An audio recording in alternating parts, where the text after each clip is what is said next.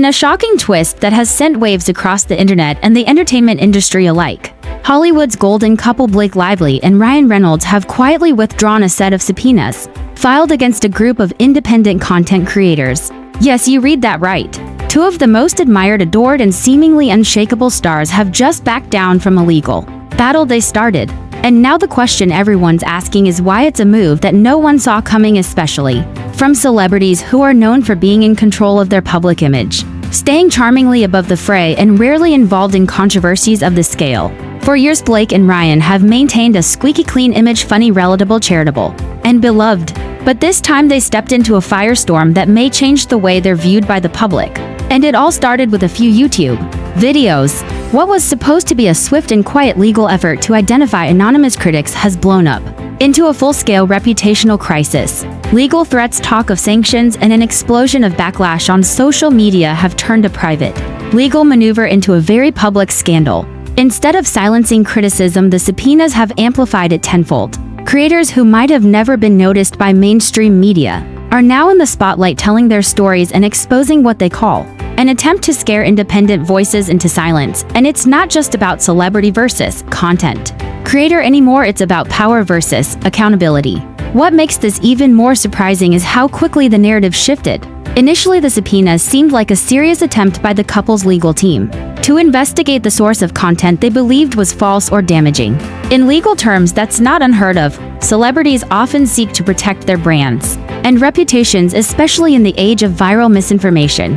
But what made this different and dangerous in the eyes of many observers was the nature of the targets. These weren't large media outlets publishing salacious rumors or breaking confidential contracts. These were small independent YouTubers, many of whom had modest followings and were simply offering commentary, speculation, and analysis based on publicly available information. Some didn't even know they were being watched until the subpoenas arrived. Imagine being a content creator sharing your opinions on current events, like millions of others do every day, only to receive a court order demanding access to your personal information, data, and communications. That's what several YouTubers claim happened to them, and when word got out, it lit a firestorm across the internet. The backlash came swiftly. Social media was flooded with hashtags supporting the creators and questioning why list stars were targeting people with far less power, reach, and resources. Was this truly about justice, or was it about control? Legal experts began weighing in too. Some questioned whether the subpoenas were overreaching. Others warned that the move could set a troubling precedent, and still more raised the possibility of court sanctions, yes, actual legal penalties, if it was determined that the subpoenas were not filed in good faith or lacked proper justification. Suddenly, what had started as a confidential legal matter was now national news, and just when the storm reached its peak, Blake and Ryan's legal team pulled the plug. The subpoenas were formally withdrawn quietly and without comment. But make no mistake, this wasn't just some harmless administrative move. This was a tactical retreat. And it tells a very big story. Because withdrawing subpoenas after such public scrutiny isn't just a legal decision, it's a PR strategy. It's an acknowledgement, intentional or not, that the public wasn't on their side this time. That perhaps the backlash was too great, the legal risk too high, and the cost to their brand too steep. And yet, even as the subpoenas disappear, the questions don't. What prompted them to issue the subpoenas in the first place? Were they trying to uncover the identity of a leak? Were they hoping to send a message to future critics, or was it an emotional reaction to online chatter that hit too close to home? In the absence of any official statement, the public is left to speculate, and speculate they will. Some argue that this incident shows just how far celebrities will go to control narratives about themselves. Others view it as a troubling sign of growing tension between public figures and the creators who cover them. Still, others see it as a battle between old Hollywood and the new internet, where influence is no longer determined by red carpets but by views, comments, and community. But there's one takeaway that seems to unite everyone: this back and forth is far from over. For the YouTubers involved, the withdrawal of subpoenas is a major win, but also a reminder that being a voice on the internet comes with risks. For Blake and Ryan, it's a harsh lesson in what happens when the lines between legal protection and public intimidation begin to blur. And for everyone watching, it's a real-time lesson in reputation, power, and the price of silence. So buckle up, because this story is just getting started. The subpoenas may be gone, but the impact they've left behind will ripple for months to come. What Blake Lively and Ryan Reynolds do next could determine whether they regain their once unshakable goodwill or lose it forever. One thing is clear: when even the most adored celebrities find themselves on the defensive, we're reminded that no one is above accountability. In the age of digital transparency and sometimes trying to silence, the internet only makes its voice louder. It started as a bold move, a legal step that was supposed to silence online chatter. But what followed was something no one in the Blake Lively and Ryan Reynolds camp could have predicted. In what many are now calling one of the most controversial turns in recent celebrity legal drama, the star couple's legal team has quietly withdrawn a series of subpoenas that targeted small content creators. These subpoenas, initially issued as part of a broader attempt to uncover the source of what Blake Lively's team deemed harmful misinformation, have now backfired spectacularly. From the beginning, the move raised eyebrows. Why would two of Hollywood's most beloved figures go after YouTubers, many of whom had limited audiences, minimal resources, and were merely speculating on publicly available information? The backlash was swift. Fans, legal analysts, and media watchdogs questioned the purpose of these subpoenas. Were they really about protecting reputation, or was this something deeper, more strategic, even retaliatory? As the public scrutiny intensified, so did the legal complications. According to insiders, several of the subpoena recipients decided to fight back, not just with words, but with actual legal responses. Some even retained counsel to file motions to quash, arguing that the subpoenas were overly broad, invasive, and possibly an abuse of the court process.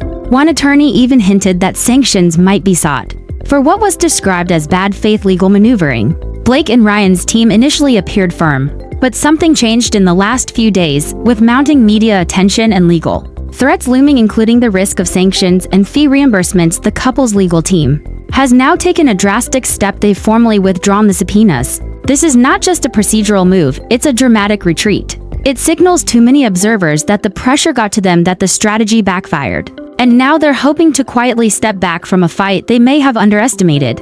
The reaction from the legal community has been striking.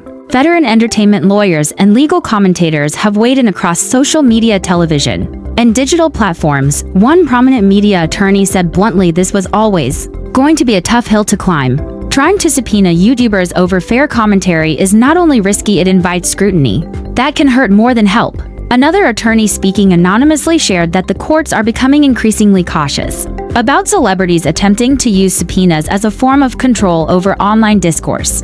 "We've seen a growing pattern where public figures are testing the limits of discovery law, but judges are pushing back. They don't want their courtrooms turned into battlegrounds for public relations." Adding fuel to the fire, several YouTubers who received the subpoenas have taken to their platforms, speaking out about the experience. Some described it as intimidating, while others called it a wake-up call about the length some will go to shape narratives. One creator shared that they were prepared to fight all the way and expressed relief that the subpoenas had been withdrawn, but not without emphasizing that the experience had been emotionally and financially draining. In fact, multiple lawyers have now raised the issue of reimbursement for legal costs incurred by the creators. If the subpoenas were issued without sufficient cause and then hastily withdrawn, the court could, in theory, award fees to the recipients. That means Lively and Reynolds' legal team might not just be walking away empty-handed. They might end up owing. Social media, meanwhile, has erupted with speculation. Has the damage already been done? Has the public perception of the famously private couple shifted due to this legal battle? And perhaps more importantly, what was the original motivation behind the subpoenas in the first place? For Blake Lively and Ryan Reynolds' image has always been part of their currency. They've been seen as relatable, humorous, even humble despite their massive fame. But in the aftermath of this legal skirmish, cracks are beginning to show. Media experts are now discussing the possible public relations fallout. One Hollywood PR consultant stated, "People don't forget when celebrities go after smaller voices. There's a power imbalance that's hard to ignore. Even if the law is technically on your side, public opinion may not be, and it shows." Online sentiment has shifted noticeably. Once praised for their wit and charm, both actors now find themselves under a microscope. Has the legal maneuvering revealed a different side, one that is less about justice and more about control? The backlash isn't just limited to online forums. Entertainment columnists are now openly questioning the couple's handling of the situation. Headlines include phrases like celebrity overreach and the silent strategy that backfired. For two stars known for mastering their public image, this could be the start of a much tougher road ahead. What's more, there's now discussion that this incident could have a chilling effect on future celebrity attempts to police online commentary. If courts continue to reject these kinds of subpoenas or worse, impose sanctions, It might discourage other high-profile figures from going down the same road. For the creators involved, there's a sense of vindication. Several have already said they won't be silenced, and many others are now watching closely, aware that this moment could reshape how free speech and celebrity culture intersect in the digital age. As the dust settles, one thing is clear: this chapter in the Lively Reynolds story is far from over. The legal withdrawal may have closed one door, but it has opened several others. The question now is, will there be accountability? Will the courts examine whether these subpoenas were issued in good faith, or were they simply a scare tactic? Legal scholars suggest that the courts may still be inclined to issue rulings on fee recovery, or even issue advisory comments discouraging similar actions in the future. The potential for sanctions still exists, especially if it's shown that the subpoenas were intended primarily to intimidate. Meanwhile, content creators are organizing. Some have begun discussing the formation of informal alliances to push back against what they describe as celebrity-driven legal intimidation. There's even talk of advocacy groups stepping in to protect digital voices, especially smaller ones, from similar future incidents. For now, Blake Lively and Ryan Reynolds have remained silent. No official statement has been issued, and their legal team has not responded to media inquiries. But in a world driven by transparency and fast-moving narratives, silence can sometimes speak louder than words. The broader entertainment industry is also watching. This incident may influence how other celebrities handle criticism moving forward. Will they attempt similar legal routes, or will they shift strategies toward more open engagement? And for audiences, those who consume content follow celebrities and shape public opinion, the situation has become a real-time case study. Where do we draw the line between privacy and public interest, between fair criticism and defamation? And what happens when power is used in ways that threaten to blur those lines in the end? The Blake Lively and Ryan Reynolds subpoena controversy may be remembered not for its outcome, but for what it revealed: that even the most admired figures in Hollywood are not immune to public accountability, that the internet, for all its noise, is still a place where truth can rise to the surface, and that sometimes retreating quietly is not a sign of strategy but of consequence. The dramatic withdrawal of subpoenas by Blake Lively and Ryan Reynolds marks a pivotal moment, not only in their personal legal saga but also in the broader conversation about celebrity influence, digital free speech, and the balance of power in the online world. What began as a targeted legal move to identify and silence specific online voices has now evolved into a cautionary tale, one that underscores how quickly public opinion can shift and how legal strategies can backfire under the spotlight. For two individuals who have long been celebrated for their wit, charm, and relatability, this episode has chipped away at the carefully curated public image they've spent years building. The decision to pursue subpoenas against relatively unknown content creators seemed heavy-handed to many and sparked widespread criticism. That criticism only intensified as the legal implications grew more serious, with some creators threatening court motions, sanctions, and even public countersuits. In response, what once seemed like an assertive stance was quietly reversed, signaling a desire to retreat rather than escalate. But walking away doesn't necessarily undo the damage. The creators targeted by the subpoenas may now pursue legal reimbursement, and courts may still weigh in on whether the original filings constituted misuse of the legal process. Moreover, the couple's silence in the face of this public fallout leaves questions unanswered, and that silence speaks volumes. At the heart of this story lies a deeper question: what is the role of power and privilege in shaping narratives? When celebrities wield legal tools to confront critics, there's always a risk that such actions may be viewed not as protection but as coercion. And in an age where the internet thrives on open dialogue and accountability, attempts to control the narrative, especially through legal pressure, can often have the opposite effect. For the digital creators caught in this whirlwind, the episode is both a warning and a rallying cry. It shows the potential vulnerabilities that come with being an independent voice online, but also the strength of community support and the importance of standing firm against intimidation. Their willingness to speak out and push back helped turn a seemingly one-sided battle into a national conversation. Ultimately, the case of Blake Lively and Ryan Reynolds versus the internet is more than a fleeting headline. It's a reflection of a cultural shift where even the biggest stars are no longer beyond critique, and where attempts to suppress discussion can quickly spiral into PR disasters. It is a powerful reminder that influence is no longer just about spotlight and status. It's about integrity, transparency, and how one responds when the world is watching. Whether this story fades quietly or sparks further legal and cultural ripple effects remains to be seen. But one thing is certain: the landscape has changed, and no amount of silence can turn back the tide.